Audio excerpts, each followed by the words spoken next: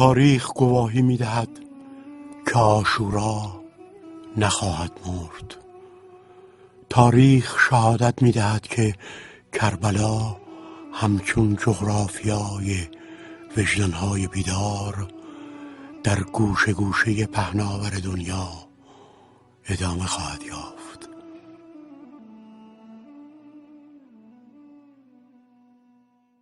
قال الرضا علیه السلام من زارنی علی بعدی داری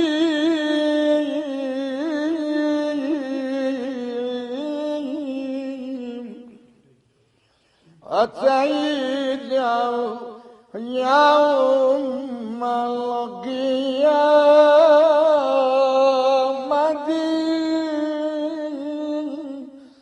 فی ثلاث مواطن حتی اخلصه من احوالها.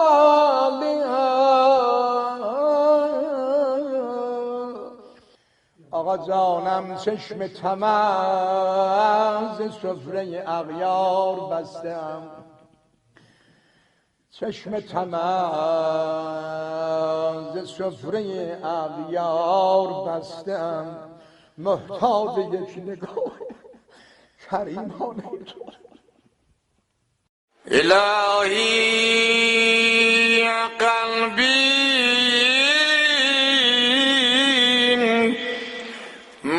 محجوب و نفسی معیوب اغفر ذنوبی كلها بحرمتي محمد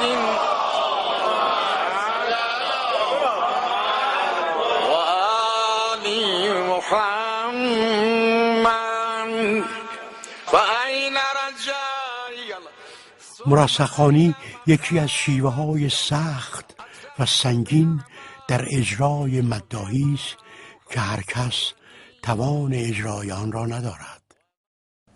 در واقع مرصع‌خوانان کسانی هستند که زبان ترکی را بدانند آنچنان که عربی و فارسی را می‌دانند و به موسیقی مردم ترک احاطه داشته باشند چنان که بر موسیقی عرب و ایران احاطه دارند و به هر حال از جهت مردم شناسی هم روحیه جماعت و جمعیتی که مداح با اونها سر و کار داره باید از ناحیه مرصع‌خوان شناخته شده باشه تا سخن مطابق حال و مقال بگوید. به عبارتی گونه‌های آواهای مذهبی را به 3 بخش ساده‌خوانی، میانخوانی و مرصع‌خوانی تقسیم می‌کنند که مرصع‌خوانی در عین شیوایی، زیبایی و لطافتی که دارد در نهایت ظرافت کاری است بسیار دشوار، چرا که مرصع‌خوانی اوج آواهای مذهبی است که در آن خواننده نه تنها به 3 زبان عربی، فارسی و ترکی باید مسلط باشد، بلکه باید بتواند آواهای موسیقی این 3 زبان را در ردیف‌های آوازی آن به خوبی اجرا کند. از دهه‌های 40 به بعد، اوایل 40 به بعد میشه گفت اکثریت اجرای برنامه‌های ایشون به این شکل بوده که در شروع از الفاظ و الحان عربی شروع کردن، بعد مراجعت فرمودن به دستگاه‌های ایرانی، ردیف‌های ایرانی، در ادامه از زبان و گویش آذری و دستگاه‌های آذری کار رو ادامه دادن و تمام کردن. مرصع خوانان علاوه بر همه این فضیلت ها بر زبانهای سگانه شیعیان استیلا دارند. شیعیان غالبا یا ترکن یا عربن یا فارس و این سه گروه هم شعر دارن، هم موسیقی دارن و عرض کنم هم روایت های مطابق حال و مقال خودشان. اما چیزی که توجه منو خیلی جلب میکنه، یه موقع ایشون تو اجراشون مثلا چند بخش رو حتی خودشون هم اشاره میکردن، مثلا آوای استانبولی، آوای عربی، آوای تو یه اجراشون اینا رو اشاره میکردن. تناسب این الحان با معانی و موضوع شعر. استاد سلیم مؤذنزاده اردبیلی نه تنها در فراگیری ردیف‌های آوازی ایران و شیوه‌های مختلف مداحی و اجرای قوی و محکم از خود استعداد بالایی نشان داد، بلکه در فراگیری گوشه‌های موسیقی عرب و ترک به مرحله‌ای رسید که توانست عنوان بهترین مرصع خوان در جامعه شیعه را از آن خود کند. الدهر قلیب نار یا غایت المنى فأين رجاي ثم أين مخافتي أتيت بأعمال قباح رديء يا الله وما في الورى خلق جانا كجنايتي دماغ شدوا دوست دارم پیش قبرم برف شان ابوالفضل با دل سوزان بران سیمرغ بی شهبر بنالم. دوست دارم بوسم از قبر حبیب ابن مظاهر نوکر پیر حسین را من شوم نوکر بنالم. کعبه عشق مناسز نیلورم من منار صف حداسز نیلورم.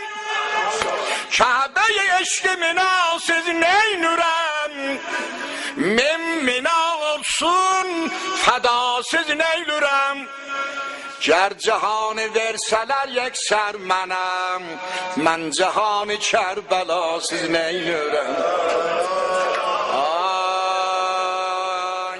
من یادمه که ایشون قیامتی به پا کرد و مجالس ایشون اونطور که شنیدم همیشه اینطوره. معمولا خواننده های کم تجربه وقتی که یک شعری رو انتخاب میکنن اسیر افاعیل عروضی اون شعر میشن، ولی ایشون به هیچ وجه اسیر هیچ چیز نیست مگر اسیر خود حضرت سید الشهدا سلام الله علیه. به عقیده من چیزی که استاد مؤذن را امروز برای جامعه حسینی کشورمون معرفی کرده اخلاص ایشون هست و ساده زیستی ایشون هست و اعتقادی که عمیقاً به اهل بیت دارن و عاشق کار و حرفه‌ای است که خانواده ایشون با کمال افتخار در قرن اخیر این رسالت را به خوبی به عهده گرفتن و به انجام رسوندن. مردی که فعلا بلکه دیرگاهی است که در عالم تشیع نمونه‌ای برای او نمی‌شناسیم. تکرار میکنم او ترکی میداند، او فارسی میداند، او عربی میداند، او به هر سه زبان شعر در حافظه دارد، او فرهنگ هر سه گروه را آنچنان میشناسد که محفل او در حقیقت از جنس محافل افسانه‌ای است که در گذشته روایت می‌کردند.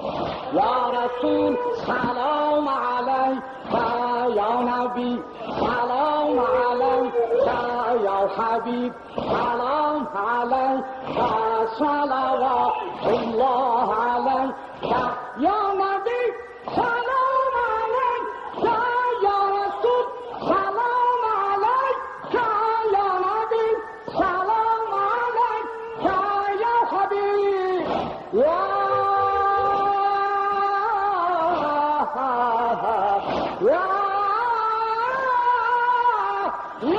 حبیب سلام علیک یا حبیب سلام علیک صلوات الله علیک صلوات الله یا نبی. Mən 1992-ci ildə Tehrandan dəvət almışdım. Getdim Tehrana. Çoxdan da arzum oydu ki, İranı görüm. Gedim görüm. Neysə, bizi orada dəvət edilər, konsertlər verdik. 18 gün qaldım orada. Orada bir nəfəri mənə qoşmuşdular, yəni Tehranı mənə göstərirdi, bələdçi kimi. Bir kaset mağazinine girdim, yəni satış yerinə. Gördüm, bir nəfər oxuyur. Elə oxuyur ki, oxuma mənə tutdu. Tutdu, durdum. Durdum, fars dilində oxuyurdu, amma məclis idi. Çünki cəmaatın səsi gəlirdi, sağ ol deyirdilər, neysə belə. Bu fars dilində oxudu, o məni gəzdirən adam da gördü ki, xoşuma gəlir. Deymədi xətirimə, dedi qoy qulaq asın. Mən də bir xeyli qulaq asandan sonra gördüm, dəyişdi, Azərbaycan dilində oxudu. Bu qəsidələr oxuyur. Oxuyur, cəmaat da qışqırır, sağ ol deyən kim, dəşirlər. Dedim ki, bu kimdir? O uşaqdan soruşdum, məni gəzdirən adamla. Dedi ki, bu Səlim dilləm, ağay Səlim. استاد حاج سلیم معزنزاده اردبیلی به سال 1315 در شهر دارالارشاد اردبیل پا به عرصه حیات گذاشت. او در خانواده مذهبی و فرهنگی که همه از مداحان و مروجان دین بودند پرورش یافت. آدمی هستن خیلی ساده، خیلی متواضع و بدور از تجملات زندگی.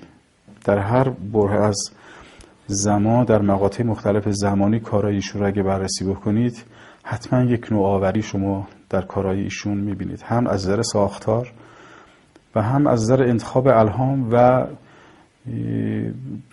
الهانی که خودشون فی‌البداهه در واقع به موقع اجرا تو ذهنشون میاد و اجرا میکنن. تغییرهای ضرباهنگ در خوندن استاد معظم‌زاده همواره من احساس کردم یه دلیل معنایی داره، یعنی یه مفصلی از شعر باعث میشه این اتفاق میفته، فقط یه جور هنرنمایی نیست بلکه هنرمندیه. بر اساس اوج و فرود اتفاقات عاشورایی شما میبینید که استاد سلیم معظم‌زاده اردبیلی ریتم خواندن خودش رو در واقع ارائه میکنه، در واقع به نوعی میشود گفت که خواندن خودش رو مدیریت میکنه. نخست معلم وی پدرش بود. شیخ عبدالکریم مردی واعظ و خطیبی دانا و توانا فرزندان خود را از همان کودکی با اصول اولیه مداحی آشنا کرد و هرچه لازم بود به ایشان آموخت. فرزندان هم سعی کردند از آموخته‌های پدر به نحو احسن بهره‌مند شوند و سلیم یکی از آنهاست. Səlim müəzzin bugün Azərbaycanda ən çox sevilən sənətkarlardan və insanlardan biridir. Allah Teala onun səsinə lahuti bir qüvvət verib. Səlimin səsində elə bir ecazkarlıq, elə bir gözəllik var ki, insan bu səsə qulaq asarkən özündən asılı olmayaraq lahut aləminə qapılır. Yəni bu səs insanı ovsunlayıb əfsanəvi bir gözəlliyə aparır. Sən ki bu səsə qulaq asan insan bir anlığa yerlə əlaqəsini kəsib Allah Taala'nın əngin səmalarına baş vurur. Bax bu özü çox böyük bir qüdrətdir ki Allah Taala bunu Səlim müəzzinə verib. Cəvani be pirəsi Dəmaq عاقبت کربلا دیدم عاقبت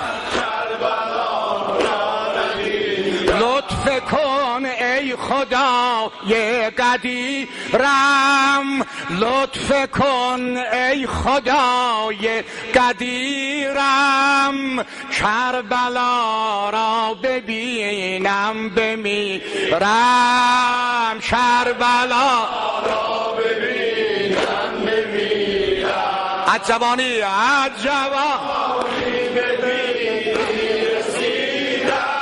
احسن جوانی به پیری رسیدم عاقبت کربلا را ندیدم عاقبت کربلا را ندیدم کربلا از وفا توش دارم چون حسین قبرش گوش دارد قبر پاک حسین را بنازم با حسین در جهان سرفرازم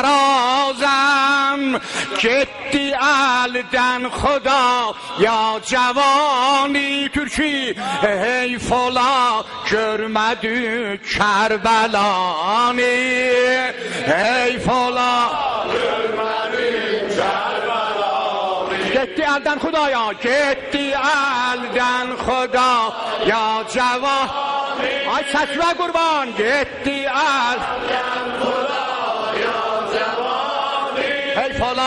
hey fala görmedik Kerbela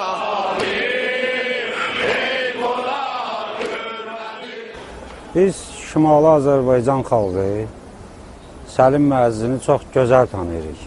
Məxsusən bu tərəfin, Şimali Azərbaycanın möminləri onu daha gözəl tanıyır. Mən Səlim müəzzin haqqında danışmağı özümə bir fəxr bilirəm. Səlim müəzzin haqqında mən çox zamanlar bundan qabaq eşitmişdim. Onun gözəl bir ziyalı olması haqqında, gözəl bir sənətçi olması haqqında və ecazkar səsə malik olması haqqında məndə məlumatlar var idi. Yəni bu haqda mənim sənət dostlarım, sənət yoldaşlarımız, qocaman sənətkarlar danışmışdı. Ancaq şəxsən mən Səlim müəzzini bir neçə il bundan öncə bizim Azərbaycanımızın çox görkəmli müğənnilərindən biri Məmməd Bağır Bağırzadənin 40 mərasimində şəxsən gördüm və onun səsini orada eşitdim. Qocalmışam dirilikdən əgər zidil sərdə Hüseynin eşki cavan saxlayın məni hərdən Qapı qapı gəzərəm, qara pərsəm axtarram Hüseyn əzadını versəm beşdən amər Güzələ dua qurban ağam ay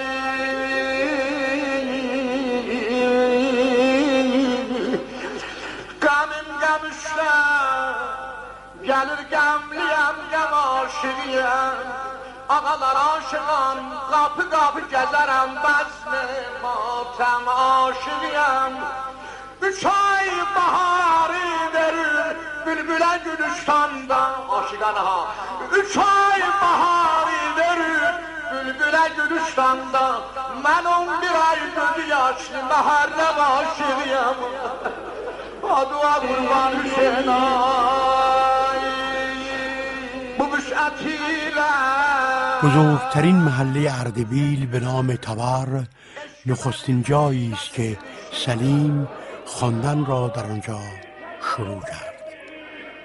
وی زیر نظر پدر و برادر بزرگترش مرحوم حاج رحیم معزنزاده اردبیلی ردیف‌های آوازی و شیوه‌های مداحی را فرا گرفت و به مرور زمان با تمرین و ممارست بسیار با صدای شیوا و رسایی که داشت توانست تمام ردیف‌های موسیقی را بیاموزد و در گام‌های بالا به زیبایی اجرا کند.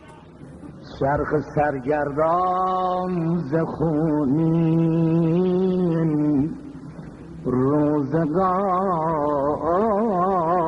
زینب است.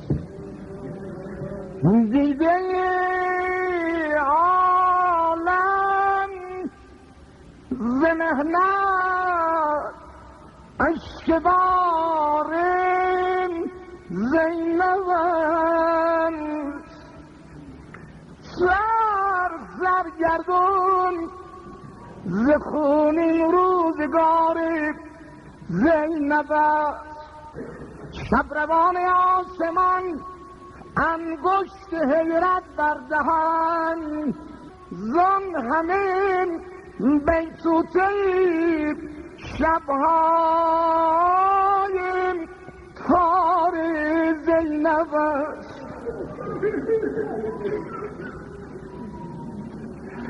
مرحبا زهران به شیرت پروریدین شیرزن، عرصه خونین صحرا بیش هزار زینب است. قربانم به مقامت زینب. در فیزیک حنجره ایشون بمترین صدا و زیرترین صدا رو شما میتونید ببینید. یعنی وقتی شروع میکنن به بمخوانی واقعا یک صدای کاملا باریتون دارن ایشون و در جاهایی که لازم هست که صدای کاملا سوپرانو و شما یعنی یک حنجره باید یک ویژگی رو داشته باشه. اکثرا به این شکل است که این دوتا رو خیلی کم هست ما سراغ داریم. این عوض کردن اکتاو خیلی نکته مهمیه. یعنی اینکه بتونه یک خواننده در 3 رجیستر یا 4 رجیستر بخونه که این کار هر کسی نیست.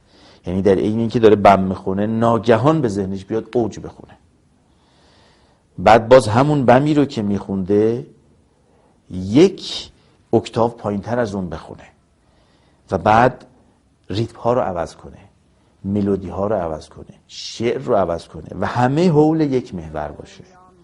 این خیلی استادی میخواد و پهلوانی میخواد. مردی و آزادگی از اقتدارم زینب است، زینب است. البلاء للظلام فرماییم ایثار اون، جمله یا مرد و یا هم از شعار زینب است. خدای من جامعه یاران سیاه و مخدل و پرچم سیام، آری آری این سیاهی yadgar Zeynəbə. Səlim ağanın səs diapazonu çox genişdir. O eyni zamanda bəmdə də oxuyur bir muğamı, orta registrdə də oxuyur və zilxanlıq eləyir, güşəxanlıq eləyir. Səlim ağanın başqa xanəndələrdən seçilən, müğənnilərdən, oxuyançılardan seçilən fərqlərindən biri odur ki, o bütün şərq musiqisini, bütün müsəlman musiqisini, bizim muğamlarımızı çox gözəl bilir. Və məsəl üçün o oxuyur, bir də görsən deyir farsı, fars ləhcəsindən, yəni fars oxumaqlarını oxuyur. Keçir türküyə, bir də görsən elə bilsən ki, sanki bir türk oxuyanı sənin qarşında qədim bir türk oxuyanı oxuyur. Bir də görürsən oxuyur ərəbcə, yəni ərəb ləhcələrindən, ərəb oxumaqları. Yəni bu hər hansı bir oxuyana məxsus olan bir şeydir ki, bu Səlim, Ağa Səlim onu bacarır. Yəni Səlimdə muğamdan kənara çıxmaq yoxdur. Onun növhələri də, onun rozələri də, onun mərsiyələri də muğam üstündə köklənib. O bizim Azərbaycan muğamını, İran muğamını o qədər gözəl bilir ki, və hər bir nohədə, hər bir mərsiyətə, rozədə onlardan elə gözəl istifadə edir ki, düşünürsən ki, bax, bu cür oxunmalıdır bu. Yəni, bunu başqa cür oxumaq olmaz. Bu, əlbəttə, Səlimin çox böyük ustalığından, çox böyük sənətkarlığından, muğamı bilməsindən və muğamı yerində muğamdan bacarıqla istifadə etməsindən irəli gəlir. Ağay Səlim'i o qədər qorumaq lazımdır ki, çünki Ağay Səlim yalnız İran üçün deyil, bütün müsəlman ölkələr üçündür, yararlıdır. Can verməkə pərvanə kimin cananı mənə əlqanə bu yana əlqanə bu yana Sinabır. ایشان در کشورهای از جمله آذربایجان و ترکیه به عنوان مداح و مروج شیعه مورد توجه خاص و عام است و از محبوبیت ویژه‌ای بین مردم آن سامان برخوردار است. Ağay Səlim o ölkədə yaşayır ki, mən cəsarətlə deyə bilərəm ki, Ağay Səlim hansı müsəlman ölkəsində öz sənətini, öz işini göstərsə, İranın necə müsəlman ölkəsi olmağını sübut eləyəcəkdir. Ağay Səlimin ləhcəsi, Ağay Səlimin səsinin diapazonu və onu bağışlayın, Ruslar deyir, Murskoy Golos. Onun o kişi səsi adamı nə qədər təmin edir, adam nə qədər zövq alır. Mən inanmıram ki, müsəlmanam deyən adam Səlimin ifasına dözə bilsin, ağlamamış.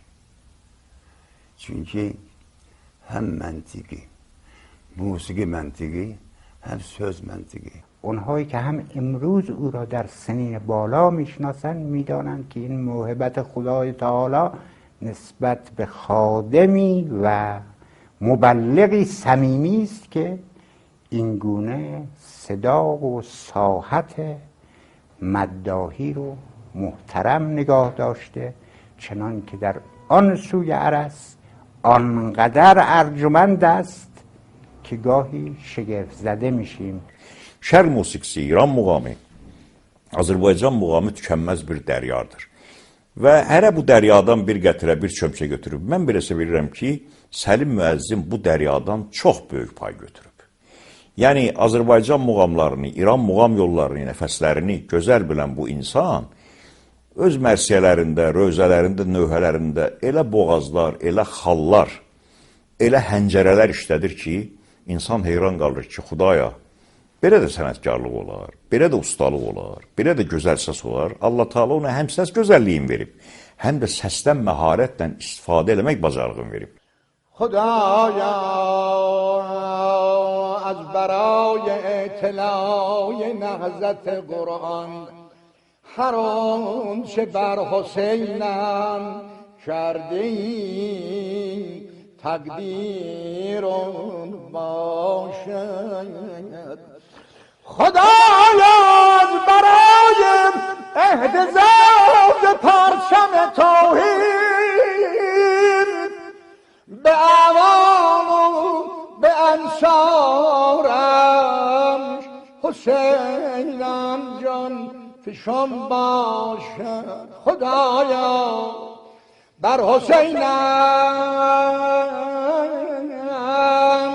هر کسی که می کنند گریم مکانم روز محشر در بهشت جاودان باشد برای در زبانان عزیز بخارد موقع رحلت حسین جد پیغمبر dua eylerdi göz yaşlı Hüseyin'im güzel rahber Mabada Khudaya bu gül ziba Khudavanda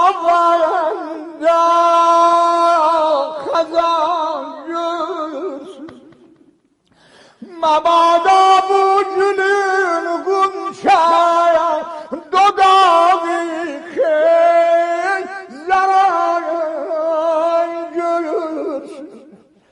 bu eller şu Khudavanda tutar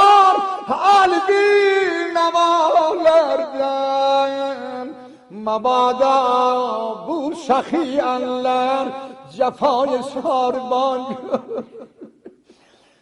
Güzel adılar kurban Hüseyin ay. ایشون به هنر موسیقی کاملا وارد هستند و کاملا نوآوری در عرصه ارائه مرثیه ها و نوعهایی که ارائه میکنن همیشه بدی بوده و نو بوده و ضمن اینکه حزن و اندوه خاصی رو در برنامه‌های خودشون دارن، اما عنصر حماسه رو غالبا در قطعاتی که ارائه میدن برای مردم عزیز ما قابل توجه هست. از نظر انتخاب شعر ایشون یک وسواس خاصی دارن برای انتخاب شعر. برای یک برنامه شاید اشعار زیادی رو مطالعه میکنن، مراجعت میکنن به شعرای معروف، ارتباط خیلی نزدیک و تنگ با علما و شعرای به خصوص عاشورایی دارن و شعرهای خیلی خوبی انتخاب میکنن، یا اگر احادیثی باشه خیلی روش وسواس دارن که اون منبع و مأخذ که هست خیلی دقیق باشه. همه مداحان و وصافان مولا میدانند قرائت و ارائه اشعار یحیوی با آن صلابت، با آن فخامت، با آن استحکام، با آن دقایق، با آن رقایق، با آن رموز، با آن فنون کار هر کسی نیست. سلیم معزنزاده اردبیلی میخواهد که این اشعار متین و فخیم را هم خود به جان بگیرد، هم در جان مستمع بریزد.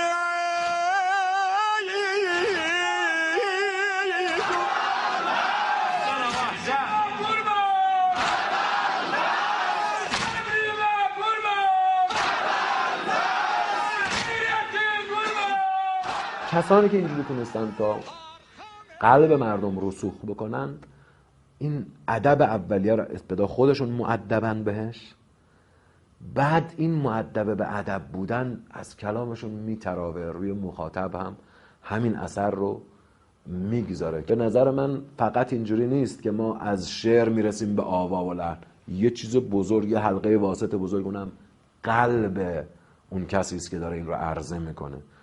اون قلب پشتوانه گرمی داره که اینجوری در صدای گرم متجلی میشه. و سلیم یکی از اونهایی است که قدرت صداش رو از حضرت سید الشهدا سلام الله علیه گرفته. اونطوری که من میتونم عرض کنم، ایشون عاشق شیدای دل دردمند خیش هستن، یعنی وقتی میخونن با تمام وجود میخونن. ایشون عاشق حضرت سید الشهدا است. استاد سلیم معزنزاده اردبیلی به اعتقاد من دارای سبک ویژه و خاصی هستند در ارائه نغمه‌های عاشورایی که خودشون سرسلسله این مکتب هستند و بسیاران در مداحی امروز به ویژه در اردبیل و استانهای ترک زبان دارن تبعیت میکنن و به نوعی تقلید مناسبی است که از ایشون میشه. Onu ikinci əvəz eləyən ümid yerim yoxdur mənim məsələn. Çoxlarına qulaq asmışam. Onu əvəz eləyən bir adam görməmişim ki, deyən bu Ağay Səlimi əvəz eləyə bilər. Ona görə Allah qorusun onu. Allah saxlasın onu. رونق لیل gözyaşılan bazm matami در zeylesun sahifi yakavme akidemi tuttu yüzün Zeynep'e arz eyledi rubab ey borca derdi mehnete tabanda afitab şebnem kimin bu gözlerimin ebri var hanım bak şu Hüseyin'imin ne güzel gebri var hanım ya Hüseyin.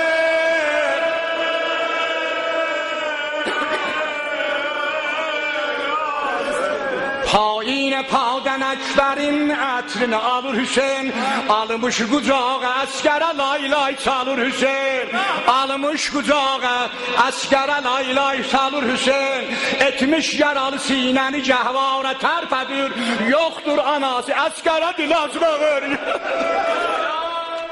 در سالهای گذشته ما از این خاندان در عرصه پارسی زبانان تا حدودی برخوردار بوده ایم و ای کاش بیش از این برخوردار می شدیم، زیرا سنت اینها و شیوه اینها شیوه درستی در مداحی بود و باعث می شد که مشق کنندگان سلسله اولا متوجه باشند که با کمتر از 3-4 دانگ صدا به چنین عرصه‌ای راه ندارند و نباید وارد بشوند و بعد از اون باید قاری قرآن باشند، باید به مسائل فقهی وارد باشند، باید شعر در حافظه داشته باشند، باید مقتل بدانند و چیزهای دیگه که اینها خوب میدانند و خوب بیان میکنند.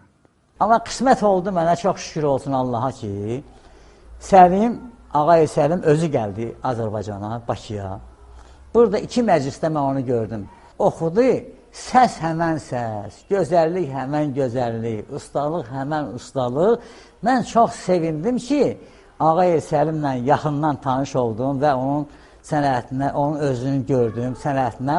Burada da çox gözəl səs, hələ səs üstündə də soruşdum, neçə yaşı var, dedilər, 70'e yaxın yaşı var, dedim, 70 yaşındaki kişi belə oxuyursa, deməli bu çox gözəl bir şeydir. Allah ona uzun ömür versin, can sağlığı versin. Sonra mən öyrəndim ki, onun da oğul da oxuyandı, Səlimin.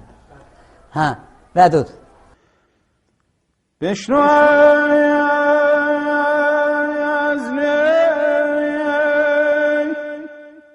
چون حکایت می کند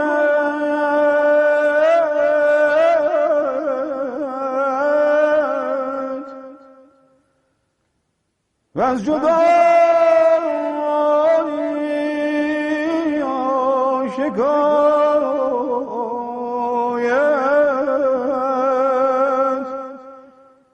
می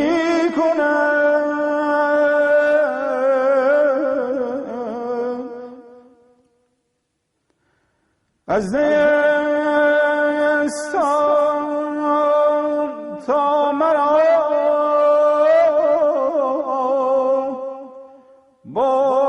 ببریدند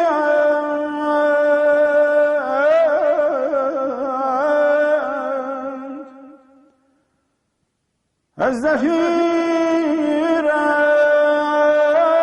مرد زن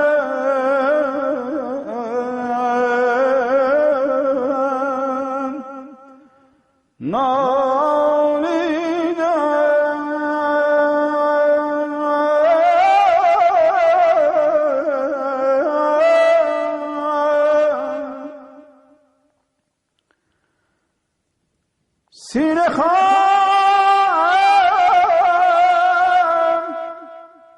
شرح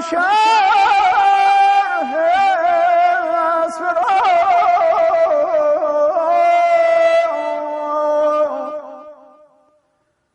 تا بگویم شرح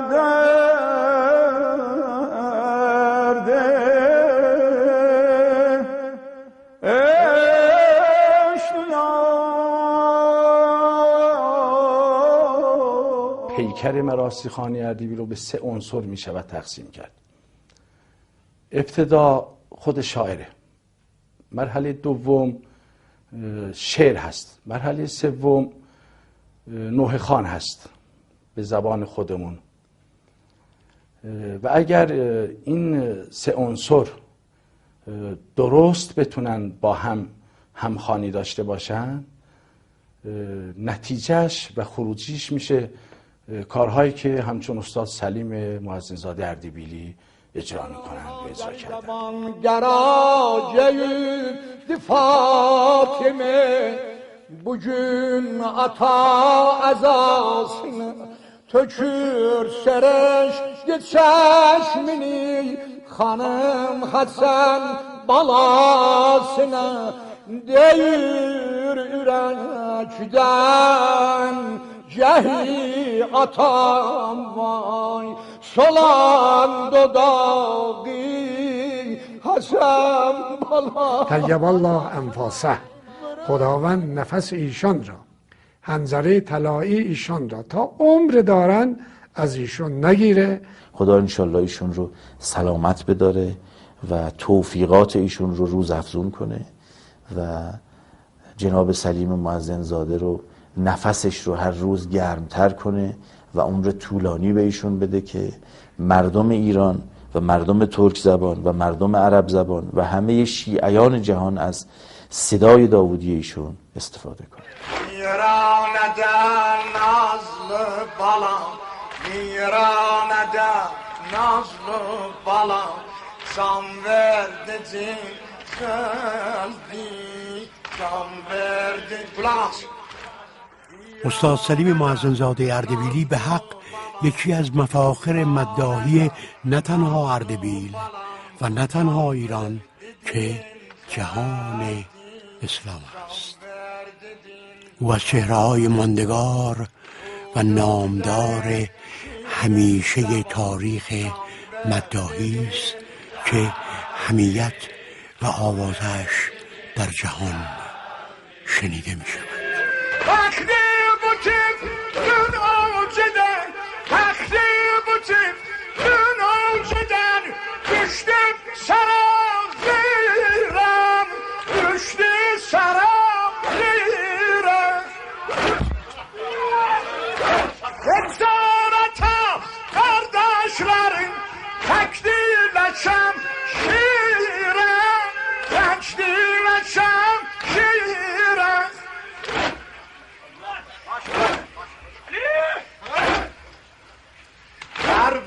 Beladan şamadın bağlandı zemzire, bağlandı zemzire. Her bu beladan şamadın bağlandı zemzire, bağlandı zemzire.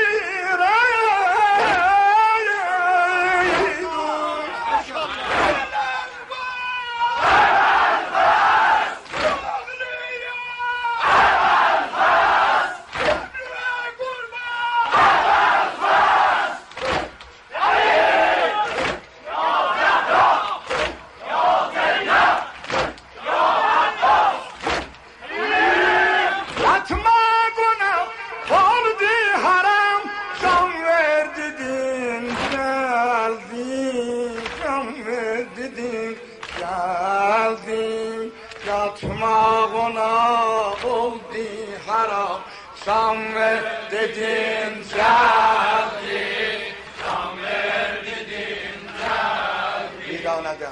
Viraneden nazlı bala, viraneden